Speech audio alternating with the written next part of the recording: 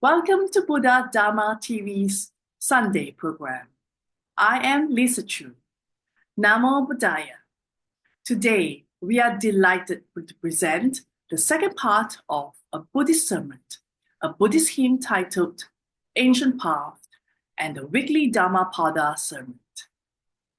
We would like to begin our program with the second part of the sermon, An Introduction to Buddhism, by well-known Buddhist preacher Venerable Bhante Vimala.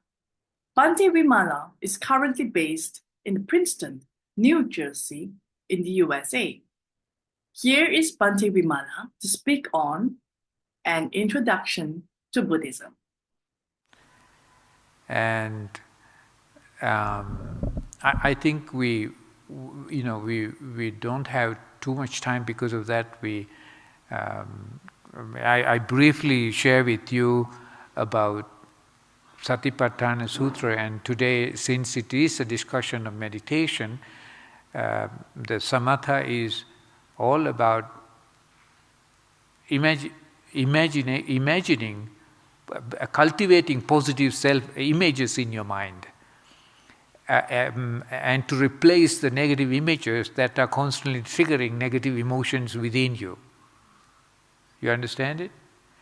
And thinking positive thoughts or harmonious and realistic thoughts, so you won't be lost in these illusory perceptions, and then allow the negative emotional triggers to take over your mind, and then you drag yourself in pain. The next thing is then vipassana. And vipassana it's a system of systematic introspection, how we systematically cultivate introspective awareness so that you will be able to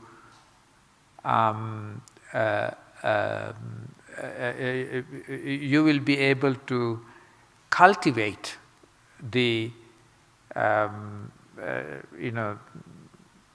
introspective awareness, at the same time see everything for what it is and as it is. So systematic introspective awareness, or cultivating systematic introspection, we call it vipassana. Vipassana. So commonly it is known as, what is it commonly known as? Mindfulness practice, Vipassana is like a mindfulness practice. I think when you closely look at the Pali words and trying to understand the meaning from the original teachings of the Buddha, it's very clear it refers to cultivating systematic introspection. Introspection, what does introspection mean? Introspective awareness means that you focus the attention on you. So what is the difference? When you do samatha, you think and you take the thoughts, purify the mind by positive thoughts, and thoughts get you into a tranquil state as the mind get purified with your own positive thoughts, right? In samatha. In vipassana, we don't think. We don't purposely, intentionally think. But we learn, one thing that we learn is to observe our thinking. One thing. Observe our thinking. It is called Dhammanupassana. So one thing that we do, that there are 4 ways, because systematically we cultivate, and one is called a Kaya Anupassana. Kaya means the body, and cultivating awareness of the reality of the body by tuning in and feeling and connecting with it. Because that is when you really become humble and began to see the laws and flows, biological laws and flows are maintaining this situation, this body, and there is nothing to be egotistical about this. And because of that, you are more powerful and more strong, and you can be more realistic in the way that you deal with the realities of life. So you cultivate Kaya Anupassana. And there are many aspects of Kaya Anupassana. One is, in Kaya Anupassana, in the body, The first one is called Anapanasati. Part of Kaya Anupassana is Anapanasati. Anapanasati means practicing conscious awareness of the breath, breathing, awareness of breathing. So why is it? It is Kaya. Kaya means physical, right? Kaya means physical. Why? The breath is physical. The sensation is physical. And so it is an observing that physical process of the flow of your breath and the sensation that you experience with the breath and the biological changes that are constantly occurring in each second as you breathe in and breathe out. And awareness of breathing helped us. It is a part of Kaya Anupassana. Kaya means, the first one of the Kaya Anupassana is called Anapanasati. Anapanasati means awareness of breathing, in and out breath. And awareness means introspective awareness, objective attention. Objective attention means you don't get involved with what happens. You sharpen your ability to pay attention to it. Did you get it? It's a very simple way to know it. You don't get involved with what's happening, but you sharpen your ability to pay attention to what's going on. And so, by sharpening your attention, you notice let's say the breathing, and there are many reasons this Kaya Anupassana practice is very effective. We can go a long way into a deeper mental transformation through the practice of Kaya Anupassana, especially the Anapanasati. We call Anapanasati in and out breath, awareness of in and out breath. We can go a long way. And there are many reasons. One of the things that is so clear,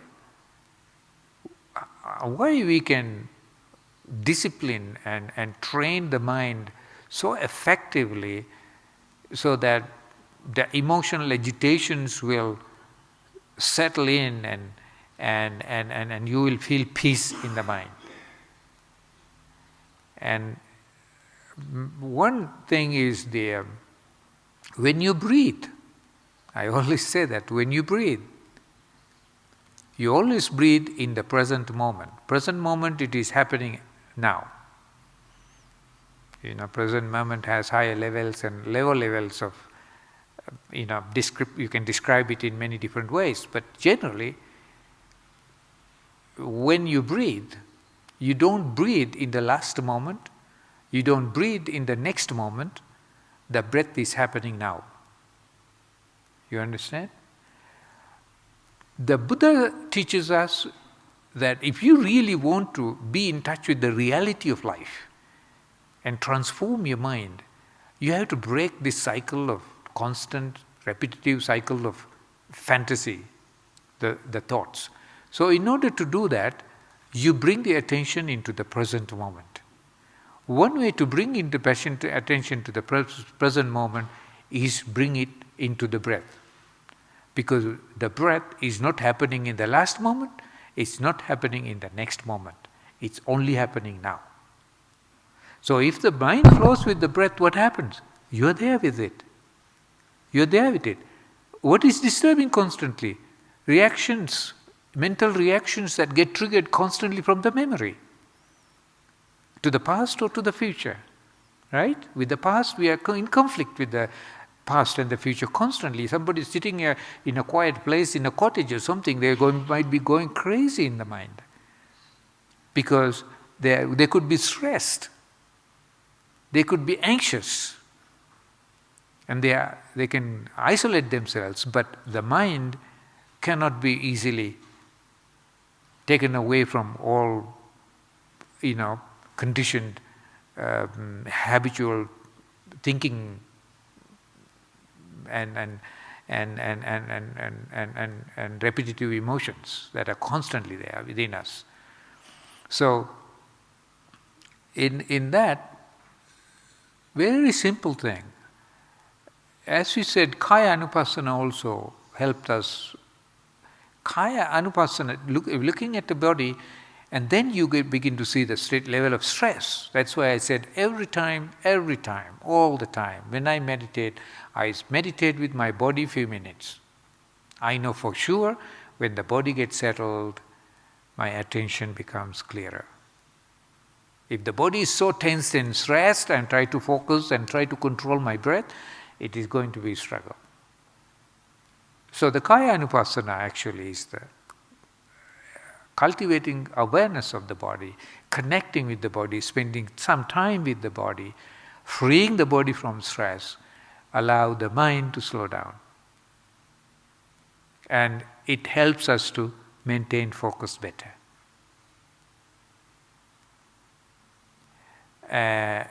So the relaxation and introspection goes together, because the sharpness of the attention is always supported by a relaxed state of body. A tense state of body creates certain agitations and you can maintain focus. Do you understand? So that is how realistic what Buddha saw 2,600 years ago, that how the mind works and how we maintain this constant agitated state of mind, and the real spiritual journey is purifying the mind, transforming the mind, changing the mind, and becoming a perfect human being. Not even perfect, a better human being. So people ask, why do we meditate? I said, honestly, I want to become a better human being. Because if I am a better human being, I have almost everything I want, if I am a good human being. Because your goodness gives you such great comfort and you're content. Do you understand? You're content. You feel a sense of contentment. So it's a good place to begin. Anyway, so then having a deep insight into your body, into your feelings, into your emotions, and the Kaya Anupassana, having an insight into your body, Vedana Anupassana, cultivating awareness of your sensations, the experience of sensations, which is full of sensations, or constantly the sensation is the center of our suffering, constantly, because if we are deprived of positive, pleasant sensations, we feel miserable. And then the Chitta Anupassana. And Chitta, I told you that people say the mind, but in this sense, when we look at the scriptures and look at some of the original Pali terms, I think the Chitta has to do with the emotional excitements, the mental, like we can say emotions, like anger, fear, sadness, worry, and all these things, and how you observe them, and how you understand them, how that awareness allow you to manage them and eventually stop them, and even further going to be completely free from them. So we can train that awareness of sensation, because we were working. I talked with a neuropsychologist one time, and we were working on people who are crazy, little bit like kids who can't control, because actually they are on medication. So in order to help them to get control of medication and reduce it, and some people, as you said, that it happens. Suddenly they get up and throw everything out and hate everybody, and they're out of control and they don't know what they're doing. Sometimes they're so frustrated why they did it. And one child, a teenager I met, and he's so frustrated because he doesn't know why it happens.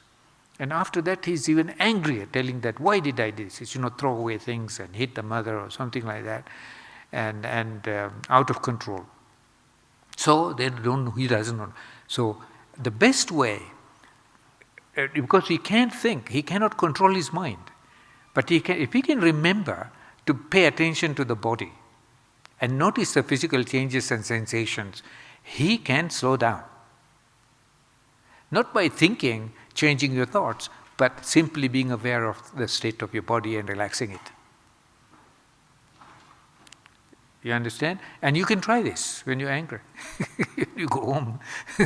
You can try this. Just don't think too much and pay attention to your body and bring that body into a relaxed state and observe the sensations and tensions in the body, what's going on. Breathe out and relax. And the mind get into a better focus. So the Kaya Anupassana, Vedana Anupassana, Chitta Anupassana, Dhamma Anupassana. Dhamma, many people give all kinds of definitions and all that, but here again, your thoughts. And simply to say the thought processes that are there, or mental images that are in your mind. And you begin to understand, you pay attention to your thoughts, in other words. Sometimes in practice you just sit and try to focus on your attention on your breathing, and allow the mind to slow down a little bit, and the thoughts that are going there, and you only recognize, oh, I'm thinking about the past. I don't need to think about the past. Come to the present. I'm thinking about the future. No. I need to be in the present moment, because I don't need to go into these fantasies.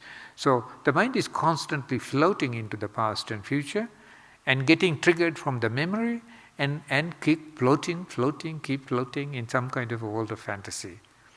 And that is where the misery and some pain and all these things exist as well, and sometimes float in a pleasurable experiences as well. But even that produces anxiety. And in one of the future lectures we can talk about that aspect as well, and the pleasant experience, pleasant sensations or pleasure that we get for sensual stimulation also eventually turning into a suffering or unhappiness, because when that is moved away, missing it produce anxiety and loneliness, and wanting it again, causing you stress and anxiety, and not being able to get it, causing you stress and anxiety. You can see a whole cycle of it, how it is happening. And so this is called 4 foundations of mindfulness, but some of our teachers describe it as introspective awareness. And so we cultivate that. So you can see that, when you think about Buddha's teachings or Buddhism, it's all about you. It's all about your mind. It's all about your thoughts, feelings, sensations. And it is about how to change yourself. The whole teaching about that. And not only say, don't be bad. Buddha didn't stop there and say, don't be bad. But he said, you're bad because of this, but you can become good if you do this. And this is how you get there. Right? Don't need to believe in a God. It doesn't matter whether there is a God or not. And you don't have to believe in anything. And you only have to learn to pay attention to yourself, and from there cultivate a self-awareness. And then you become a happy person, and then you become a blessing to yourself and blessing to the others, and that is how you find meaning in life. Okay? So next week we are planning to discuss Buddhist ethics, and I will give you a short note how we are going to approach this and discuss this, and I will send you maybe at least one article to read, and we will talk about 5 precepts and different aspects. So please take time to, if possible, to think and read what we will send. Since we have a very short time, I would like to give yourself an opportunity to ask questions or share your frustrations. So you're welcome. We have a microphone. Who is having the microphone? And she has the microphone.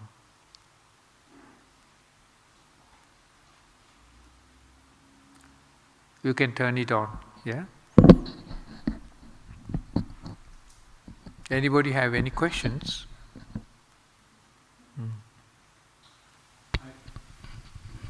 Thank you. Yeah, when you were talking about compassion earlier on, and you said about the negativity of getting into the pain of the other person or whatever, keeping it detached, I'll use that right, if it's the correct word. Does the pain that you feel of that other person not create empathy and then compassion as well? Do you get my point? Yes, I understand, but empathy, it depends on what your state of mind is. If you are disturbed and negatively charged and unhappy, there is no compassion. Yeah, I get that. I was meaning more from the perspective of you're watching somebody that you care for, and rightly or wrongly, I would think it's human that you're going to feel that feeling in some sort. May not be exactly the same feeling, but that feeling, does it then trigger the word compassion and the feeling of compassion, which then becomes a positive? This is a very good question. And they're also linking into yes, that word very empathy. good question, because many people ask me that question. They said, I feel his pain, and I have to feel his pain in order to feel compassion, and I feel her pain, and that is what really bring compassion. But the problem is, nobody can feel other person's pain. Not possible. You can't feel somebody else's pain. When you say, I feel your pain, you're talking about your reaction to that pain. Yeah. But how you feel that pain has a lot to do with how much negativity you pour into the reaction. Somebody said, I feel your pain, may be completely disturbed and crying because you have loaded with the negativity, your reaction is so high and charged with so much negativity, and you are completely out of control and disturbed. And you can say, I feel his pain, I feel the pain. But it is not true. The truth is, you have poured so much negativity into your own reaction, and that trigger and produces the anxiety, and you feel the pain, but it has nothing to do with his pain or her pain. Okay, thank you.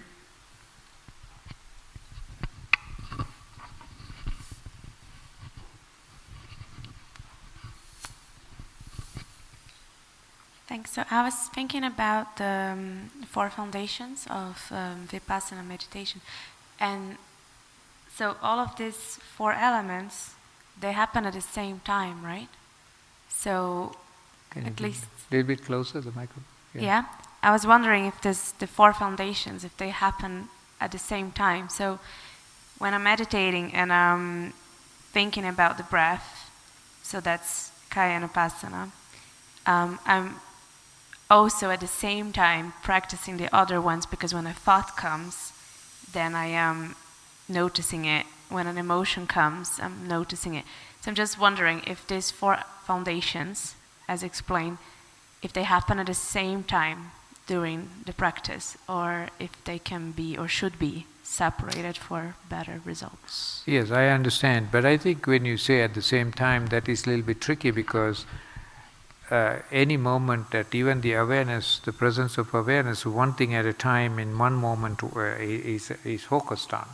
So for example, you can have Kaya Anupassana, next moment you can observe a thought, and that could be an experience of, Chitta Anupassana, and so on.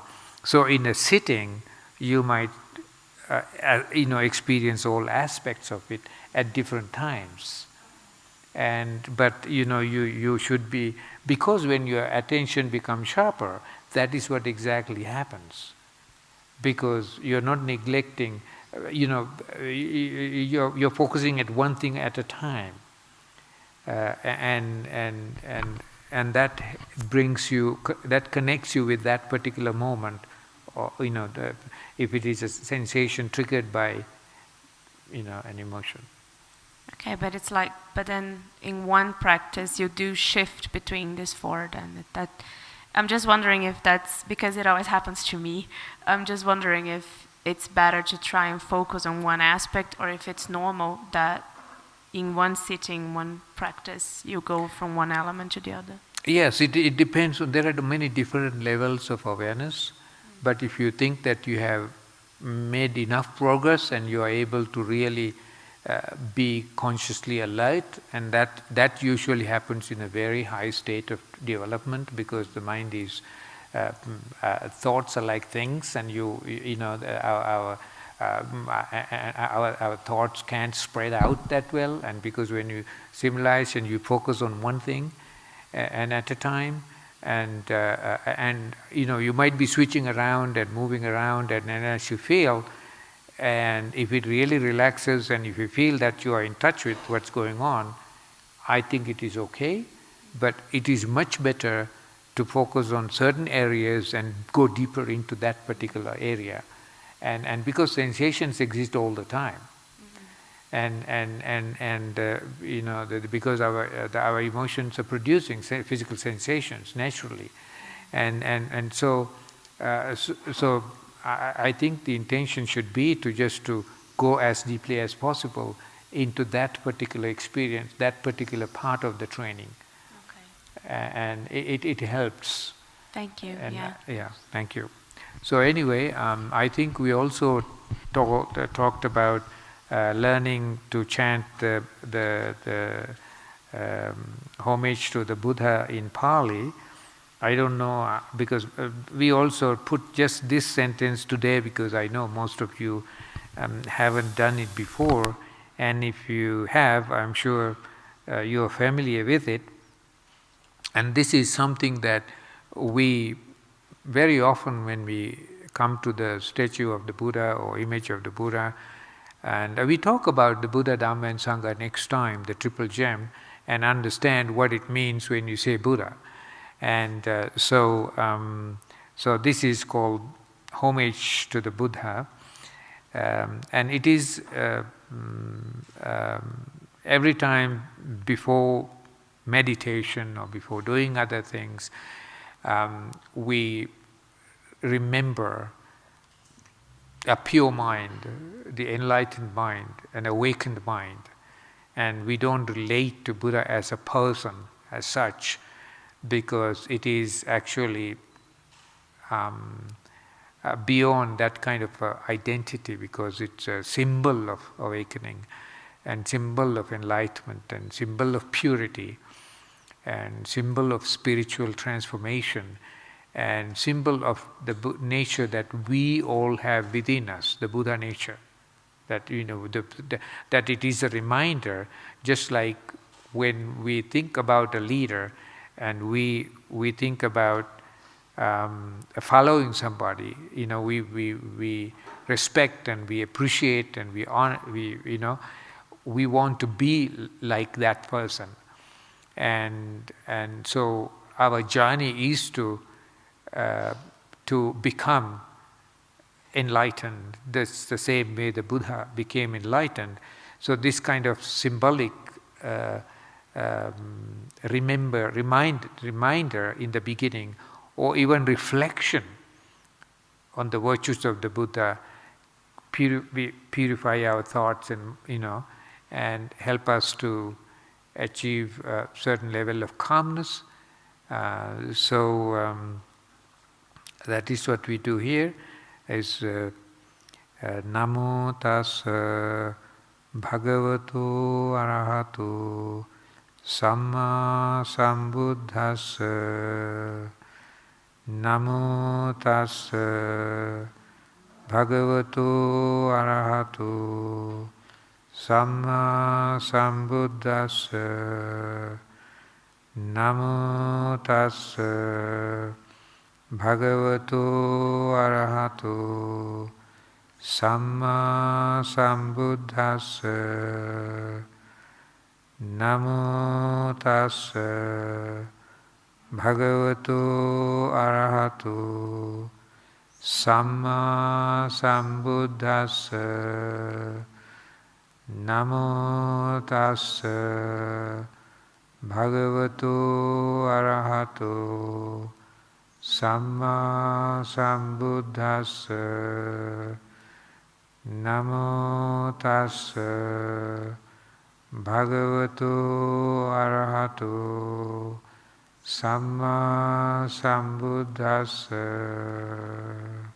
Now you can recite it yourself. Yes, start, please.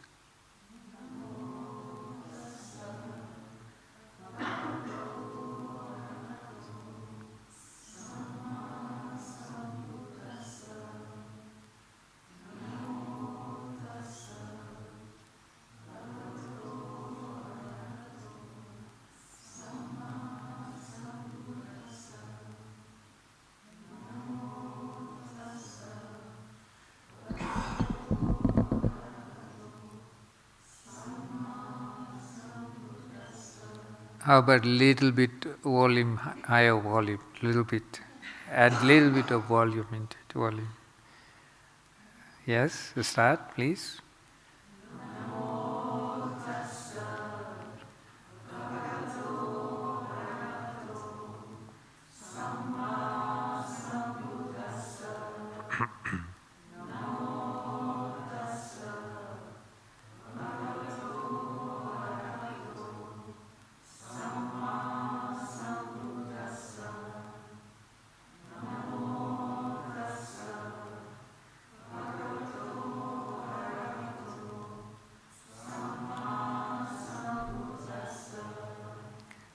Namo tassa bhagavato arahato samma sambuddhassa.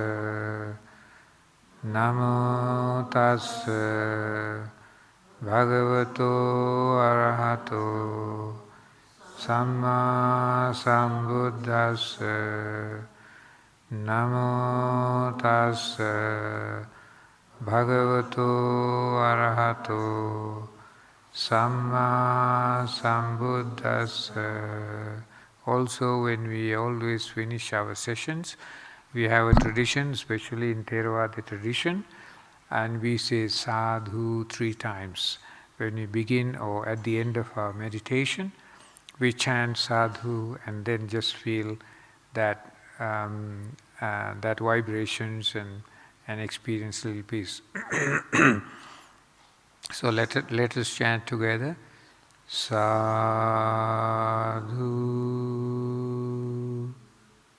sadhu,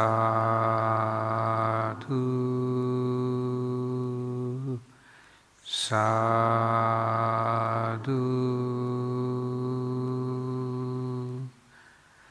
Thank you for being here, and appreciate you all of taking time. And many people have registered, but I see that everybody hasn't showed up.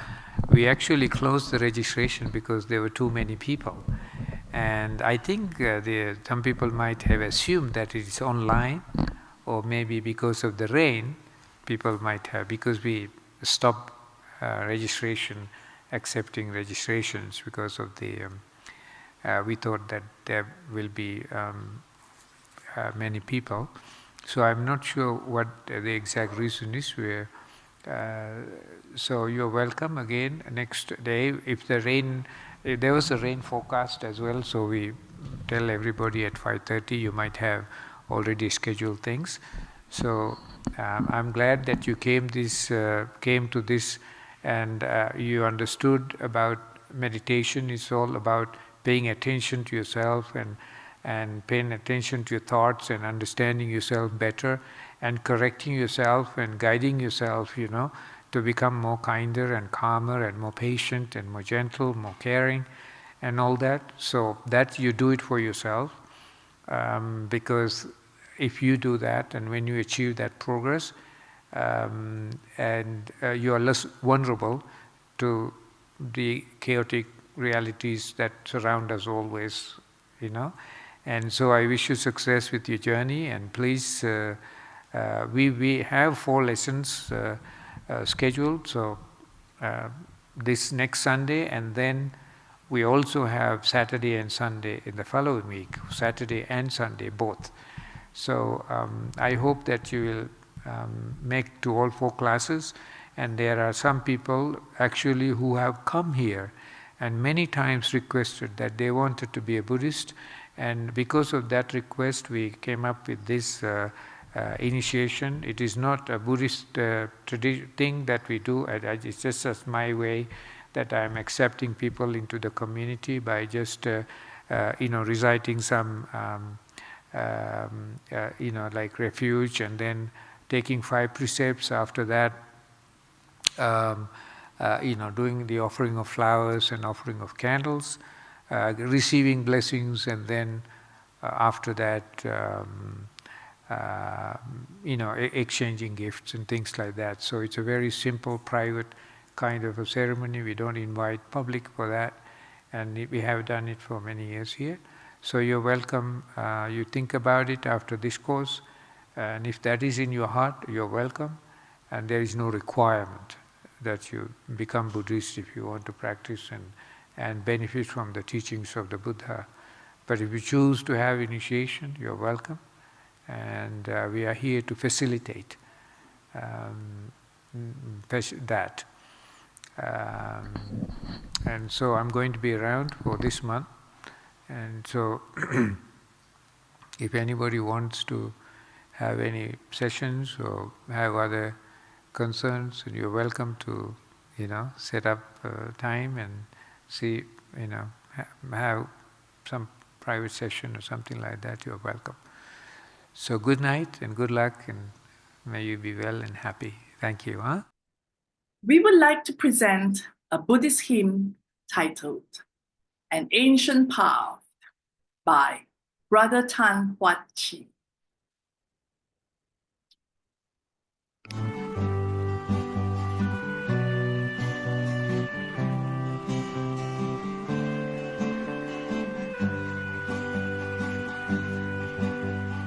There's a long, long road I would travel far beyond this space and time before I know just who am I. I will seek the ancient kingdom, that I'll find the ancient wisdom, and that I'll find true love and peace and rest. And this prayer that I say to all who seek the way, to walk with joy, to walk in faith on the Eightfold Way.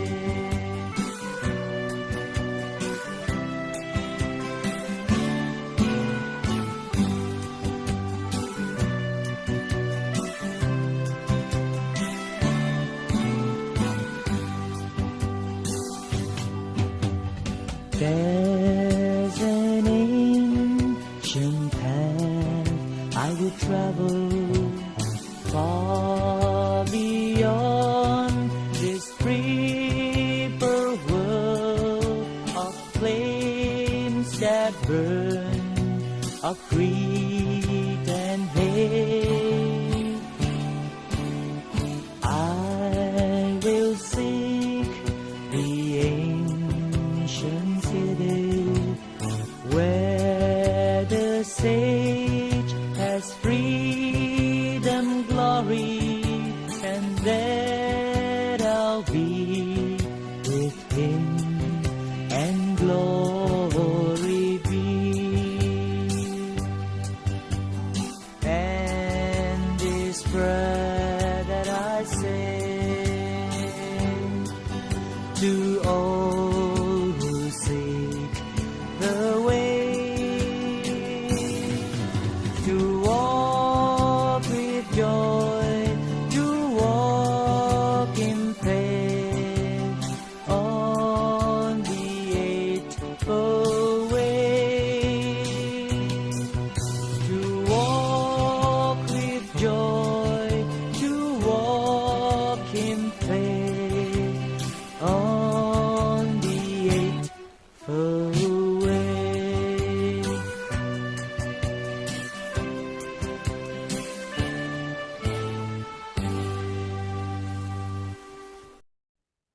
Now, it's time for the weekly Dhammapada sermon, a collection of sayings which is one of the best known Buddhist scriptures and most widely read.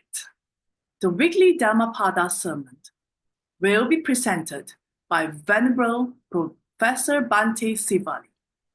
Let us welcome Bhante Sivali to present a brief sermon on the verse 80 of the Dhammapada.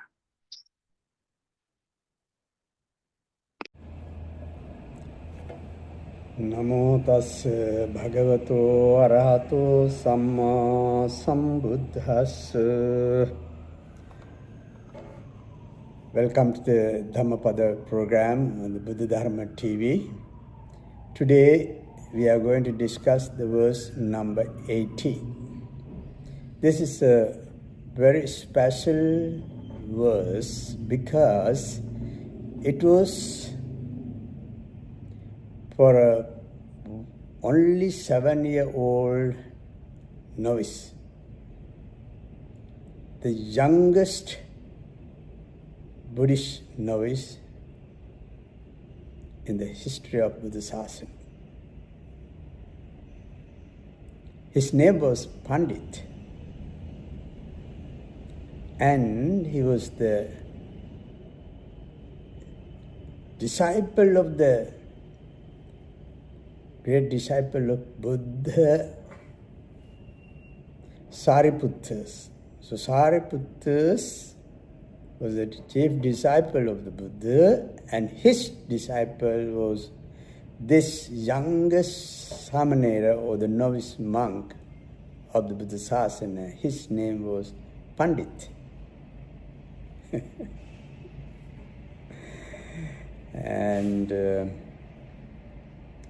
he was, after getting ordained, after 7 days, he joined his master, Venerable Sariputta, who was on alms round, going from house to house for begging food. The smallest novice was following behind the great master Sariputta, chief disciple of the Buddha, from house to house.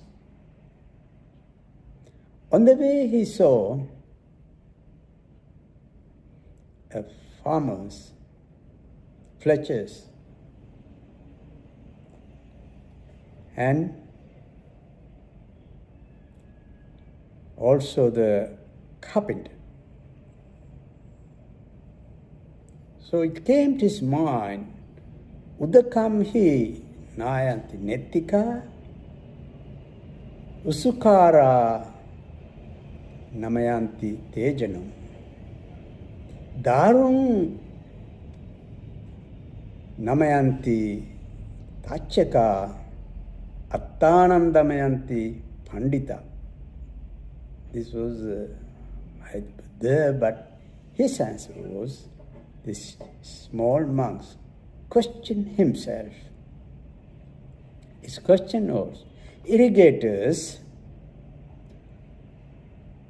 they take water under their control and they try to take waters wherever they want to take. Usukara namayanti tejanam. Then he saw. First he saw farmers who were just trying to take waters from different or desired destinations. And Usukara namayanti tachaka. Fletchers also he saw. They are bending their arrows and sharpening. So he saw those things. And also he Darun namayanti tachaka. The carpenters, they bend, they cut, they saw the wood, and they made out of that tables, chairs, and different things. Attanam damayanti pandita. Attanam damayanti pandita. Those who are wise tame themselves. Tame themselves.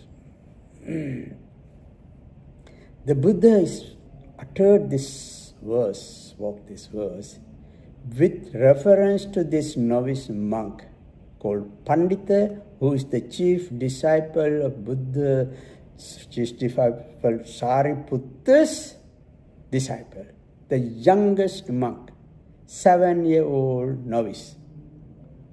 You see the way they think? So sharp. At the age of 7, just out of the lap of the mothers, having breastfeeding, just finishes breastfeeding, having finished, and just he is out of his mother's lap. And here he has become novice, and the way he thinks. What's about us? Can you imagine? A young novice, the way he thought. You see the way he thinks. Irrigators, they take the water wherever they want. Irrigators. And fletchers, they bend arrows and things. No consciousness, but still fletchers, lifeless thing, can be bent and arranged. And also the carpenters, they take the wood, they bend, cut, saw it. So that also, these are things that without any consciousness. So man or woman, living beings have consciousness. How we can take that? So this is a very important thing. It is very interesting to know this. The way of thinking, how this youngest novice, the order of the Buddhist order, the way he thought, the things he looked at, how he looked at, how he tries to look at things and think in different way. If the lifeless thing can be fixed, bent, and what's about the full of life, about human beings, about us? So when he returned, right, when the Buddha uttered this verse to him, Udakami hayanti netika sukaram namayanti tejanam darun namayanti tachaka tanam damayanti pandita. So this is a very beautiful, meaningful word. And therefore, let us see how he is going from there. When he returned after the begging food with his master, Venerable Sariputta, he wanted to sit in a corner somewhere isolated. The Venerable Sariputta also, having noticed this, his desire, he provided a place where he can sit calmly without any disturbance, and he also looked after him, watchful eyes. And Buddha also was not very far from there. Buddha also advised Venerable Sariputta to be watchful of this, his smallest samanera, novice monk. Accordingly, Venerable Sariputta gave him due protection, not to be disturbed by others. The Buddha, with his supernormal power, so that novice monk Pandita had attained anagami fruition, and also that if he continued to practice meditation, he would soon attain arahant, enlightenment. So the Buddha decided to stop Sariputta, Venerable Sariputta, from entering the rooms where the novice monk was. The Buddha went to the door and kept Sariputta engaged by putting some questions to him. While the conversation was taking place, the novice monk attained arahantship. Buddha was there to help. In the right time, right place, right person. To guide him. The youngest sainthood, enlightened one, attained arahantship on the 8th day after becoming a novice. How fortunate he was.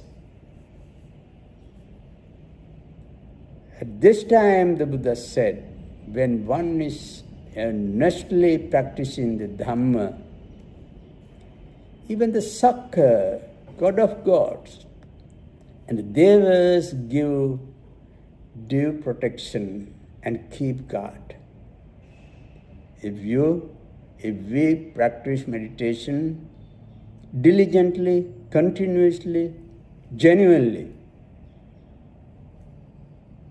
Devas, so-called gods of Devas, we don't need to go after him. The gods will come and protect us from harm and trouble and disturbance and give us due support needed to attain the super enlightenment.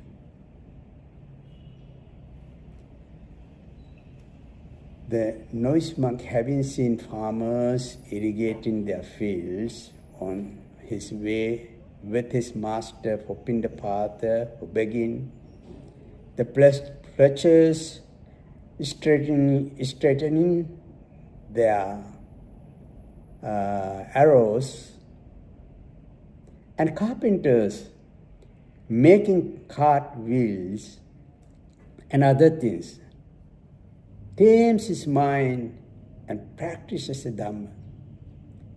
He has now become an arahant. Now become an arahant. The irrigator who manages water is skilled in directing water to whatever place he wants.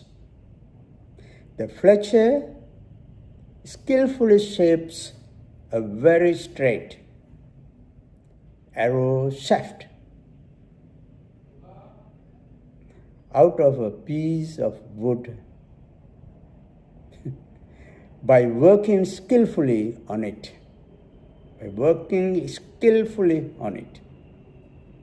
The carpenter selects a block of wood by working skillfully on it, and block of wood, having selected a block of wood, constructs whatever he wants out of it, depending on his need. Perhaps he needs chair, tables, bed.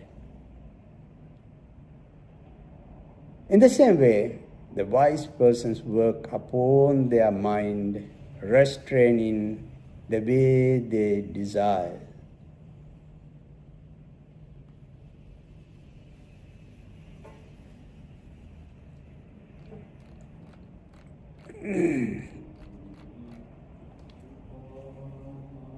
So, there is a message for us. That means you don't disturb, you don't do anything, you don't get involved in other things, not to get disturbed. And therefore, it's good to follow the Buddha's advice in time, and you put right effort and properly, and work on it diligently, we will be able to achieve or reach our goal. As long as we put right effort, diligently and keep on practicing, we will never fail to achieve and reach the desired goal. The Buddha taught us. Dhamma is there. So think of these good advices of the Buddha. Try to apply the noble teachings of the Buddha. Buddha guarantees it. If you follow my teaching, the results will be there. So it is the advice of the Buddha. May you all be well and happy. There's a long, long road I would travel far beyond this space and time before I know just who am I. I will seek the ancient kingdom, that I'll find the ancient wisdom.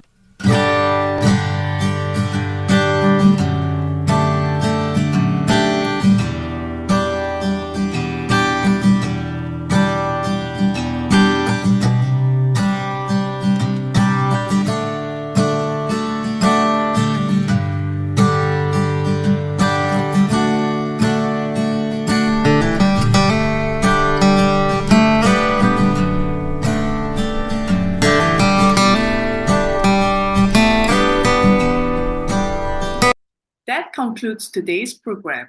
If you have any questions about the contents of our broadcast, please feel free to reach out to us at info@buddhadharmatv.com.